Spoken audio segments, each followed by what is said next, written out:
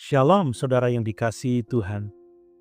Ketika kita menatap dunia saat ini, penuh penderitaan, ketidakpastian ekonomi, berita duka, dan tantangan pribadi, tidak mudah untuk mempertahankan sukacita. Banyak orang kehilangan semangat hidup karena keadaan. Tetapi sebagai orang percaya, kita memiliki sumber sukacita yang tidak berasal dari dunia ini, melainkan dari Roh Kudus. Mari kita dengar firman Tuhan dalam Filipi 4 ayat 4. Bersukacitalah senantiasa dalam Tuhan. Sekali lagi kukatakan, bersukacitalah. Yohanes 16 ayat 22. Tetapi aku akan melihat kamu lagi, dan hatimu akan bergembira, dan tidak ada seorang pun yang dapat merampas kegembiraanmu itu daripadamu. Sukacita dalam Roh Kudus bukanlah perasaan sesaat. Sukacita ini adalah buah dari hubungan yang hidup dengan Kristus, yang tetap ada meski air mata mengalir, dan tetap bertahan ketika beban hidup menekan. Mari kita renungkan 3 kebenaran penting tentang sukacita sejati dari Roh Kudus. Pertama, sukacita sejati bersumber dari hubungan dengan Tuhan, bukan situasi hidup. Filipi 4 ayat 4 memerintahkan bersukacitalah dalam Tuhan. Perintah ini muncul bukan saat keadaan baik, tetapi saat Paulus dalam penjara, ditolak, dibelenggu, dan tidak tahu masa depan. Artinya, sukacita bukan bergantung pada keadaan ekonomi, kesehatan fisik, pujian, atau penerimaan orang lain. Sukacita bergantung pada satu hal, yaitu Kristus tetap setia dan dekat dengan kita.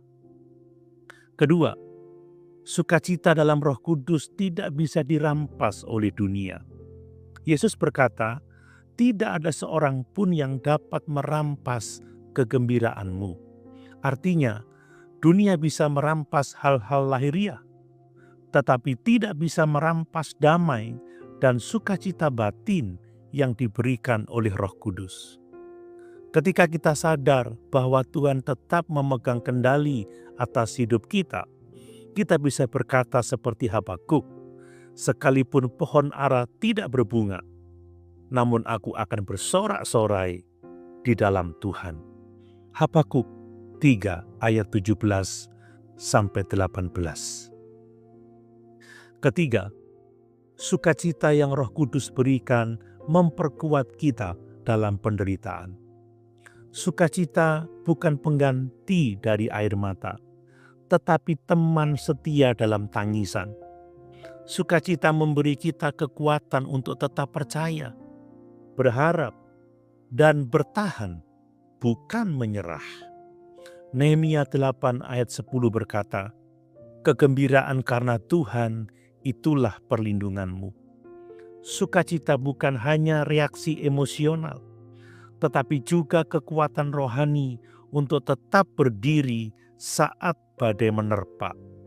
Saudara, apakah saat ini saudara sedang menghadapi situasi yang merampas sukacita saudara?